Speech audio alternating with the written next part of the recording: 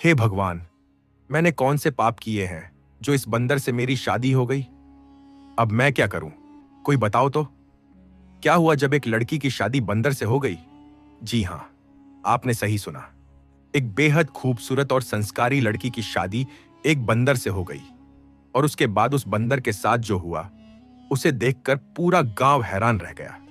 आखिर ऐसा क्यों हुआ कि लड़की को बंदर से शादी करनी पड़ी? आइए पूरी कहानी जानते हैं। बहुत समय पहले की बात है। पहाड़ों के बीच बसा एक छोटा सा गांव था। चारों तरफ घने जंगल, झरने और हरियाली। वहां के लोग सादगी से जीवन बिताते थे। उसी गांव में हरिप्रसाद नाम का एक ईमानदार किसान अपनी पत्नी कमला और बेटी अनन्या के साथ रहता था। हरिप्रसाद गांव में अपनी मेहनत और सच्चाई के लिए मशहूर था। वह कभी किसी का हक नहीं मारता था। अगर कोई मुसीबत में आता तो वह सबसे पहले मदद को दौड़ता। चाहे रात हो या दिन, वह बिना सोचे दूसरों की भलाई करता। उसकी पत्नी कमला बहुत नर्म दिल की थी, लेकिन पिछले कुछ सालों से उसकी तबीयत कमजोर रहती थी। आए दिन बुखार, खांसी या कमजोरी उसे घेर लेती। उनकी इकलौती बेटी अनन्या गांव की सबसे सुंदर और समझदार लड़की थी। उसकी बड़ी बड़ी आंखों में मासूमियत झलकती थी। चेहरा ऐसा जैसे चांदनी में नहाया हो। वह अपने माता पिता की आज्ञाकारी बेटी थी। घर का सारा काम खुद संभालती। सुबह जल्दी उठकर चूल्हा जलाना, पशुओं को चारा देना, पानी भरना, सफाई करना, सब कुछ। और जब मां की तबीयत खराब होती तो वह रात रात भर उनके पास बैठी रहती। दवा देती, माथा सहलाती, ढाढ़स बंधाती। हरिप्रसाद रोज सुबह सुबह खेतों को चला जाता, दिन भर मेहनत करता और शाम को थका हारा लौटता। अनन्या घर संभालती और मां की सेवा करती। एक दिन अचानक कमला की हालत बहुत बिगड़ गई। सुबह से वह बिस्तर से उठ नहीं पाई। सांसें भारी थीं, चेहरा पीला पड़ गया था। अनन्या उनके पास बैठी थी।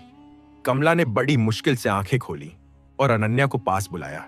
कमजोर आवाज में बोली, बेटी, अब मेरा समय निकट आ गया लगता है। तुम अपने पिता का ख्याल रखना, कभी उन्हें अकेला मत छोड़ना।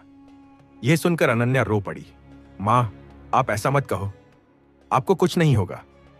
लेकिन कमला की सांसें और भारी होती गईं। अनन्या घबराकर खेतों की ओर भागी।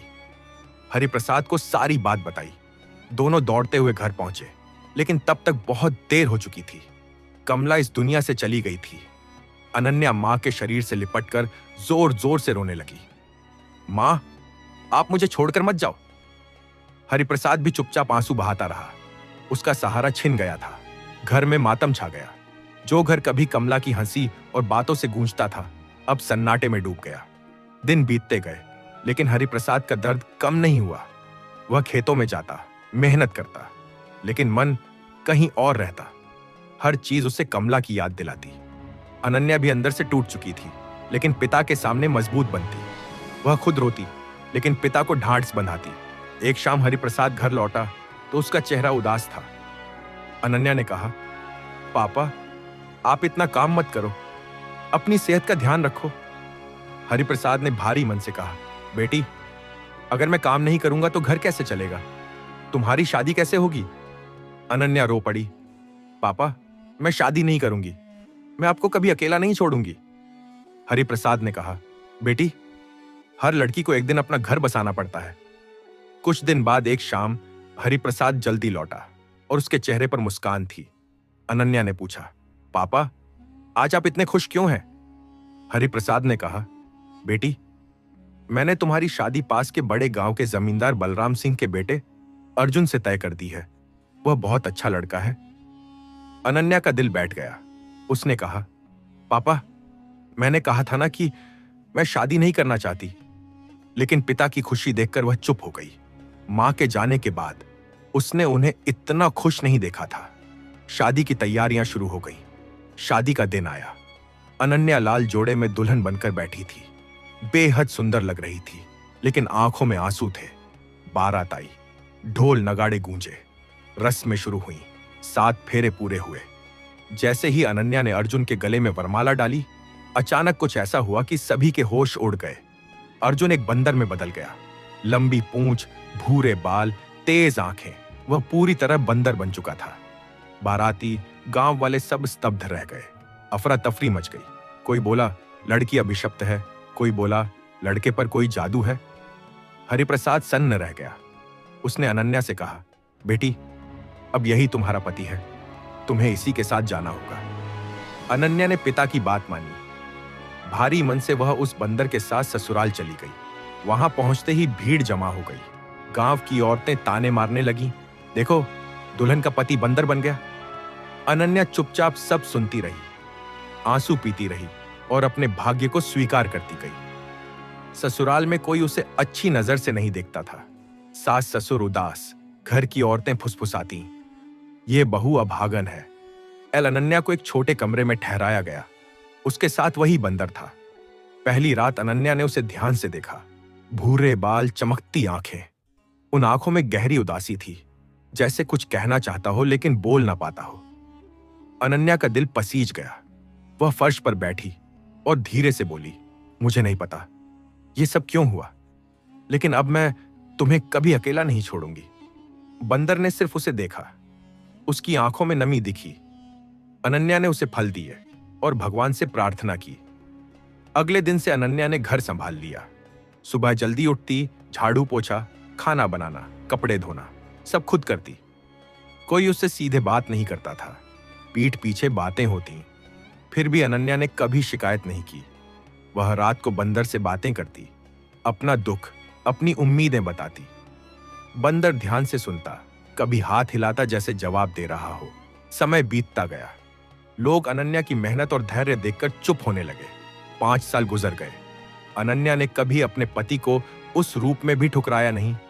पूरे मन से सेवा की, लेकिन मन में सवाल बना रहा, यह श्राप क्यों? एक दिन दोपहर में अनन्या आंगन में काम कर रही थी। तभी दरवाजे पर एक साधु महाराज आए। सफेद दाढ़ी, तेज भरी आंखें। उन्होंने कहा, बेटी, मुझे भूख लगी है, कुछ भोजन मिलेगा?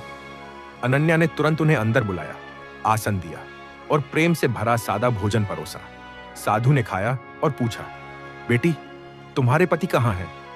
अनन्या की आंखें भर आईं। उसने बंदर की ओर इशारा किया, महाराज, यही मेरे पति हैं। साधु ने बंदर को गौर से देखा, फिर अनन्या से पूरी कहानी सुनाई। बंदर की आंखों से भी आंसू टपके। साधु ध्यान में बैठे और बोले, इस पर एक क्रूर योगिनी का श्राप है। अनन्या ने विनती की, महाराज, कोई उपाय बताइए। साधु ने कहा, उपाय वही बता सकता है जिस पर श्राप है। फिर उन्होंने मंत्र पढ़ा और बंदर इंसानी आवाज में बोलने लगा। बंदर ने कहा, 10 साल पहले मैं बहुत घमंडी था। मेरे पिता बड़े जमींदार थे। एक दिन एक योगिनी अपनी बेटी सुंदरी का रिश्ता लेकर आई। मैंने घमंड में उसका मजाक उड़ाया और रिश्ता ठुकरा दिया। योगिनी क्रोधित हो गई और श्राप दिया, जब भी मेरी शादी होगी मैं बंदर बन जाऊंगा, और अगर किसी को बताया तो मेरी पत्नी भी बंदर बन जाएगी। पिता को डर था कि तुम्हें कुछ हो जाएगा, इसलिए चुप रहे। अनन्या सब समझ गई। उसने साधु से विनती की। साधु ने कहा, श्राप तभी टूटेगा जब वह योगिनी के पास जाकर सच्चे मन से क्षमा मांगेगा और कहेगा कि वह उसकी बेटी से विवाह करने को तैयार है। अनन्या घबरा गई, लेकिन बंदर बोला, नीलम, अनन्या, अगर मुक्ति मिल सकती है तो मैं जाऊंगा। अनन्या ने कहा, मैं तुम्हारा साथ दूंगी, चाहे जो हो। साधु ने बंदर को समझाया कि कैसे विनम्रता से क्षमा मांगनी है। अगली सुबह अनन्या ने बंदर को फल दिए और विदा किया। वह देर तक आकाश की ओर देखती रही। बंदर जंगल में योगिनी की कुटिया तक पहुंचा। योगिनी उसे देखकर मुस्कुराई। बंदर ने सिर झुकाकर कहा, मैंने आपका अपमान किया था, क्षमा करें। मैं आपकी बेटी से विवाह करने को तैयार हूं। योगिनी खुश हो गई। उसने मंत्र पढ़े और बंदर फिर से अर्जुन बन गया। अर्जुन ने कहा, मैं विवाह अपने घर पर करना चाहता हूं ताकि मेरे माता पिता भी शामिल हों। योगिनी मान गई और बेटी के साथ उसके साथ चली। उधर साधु ने घर के द्वार पर मंत्रों की रक्षा रेखा खींच दी थी। जब योगिनी और उसकी बेटी ने द्वार पार किया, अचानक तेज आंधी चली। दोनों बंदर बन गईं और पंख फड़फड़ाते हुए, नहीं, पूंछ हिलाते हुए जंगल की ओर भाग गई। फिर कभी नहीं लौटी। अर्जुन ने अनन्या को गले लगाया। अगर तुमने 5 साल मेरा साथ न दिया होता, यह संभव नहीं था। अनन्या बोली, पति का साथ निभाना ही मेरा धर्म था। दोनों साधु के चरणों में गिरे। साधु ने आशीर्वाद दिया, जहां सच्चा प्रेम और धैर्य हो, वहां कोई श्राप नहीं टिकता। पूरी सच्चाई गांव को पता चली। जो ताने मारते थे वे शर्मिंदा हुए। अर्जुन और अनन्या का विवाह फिर से धूमधाम से हुआ।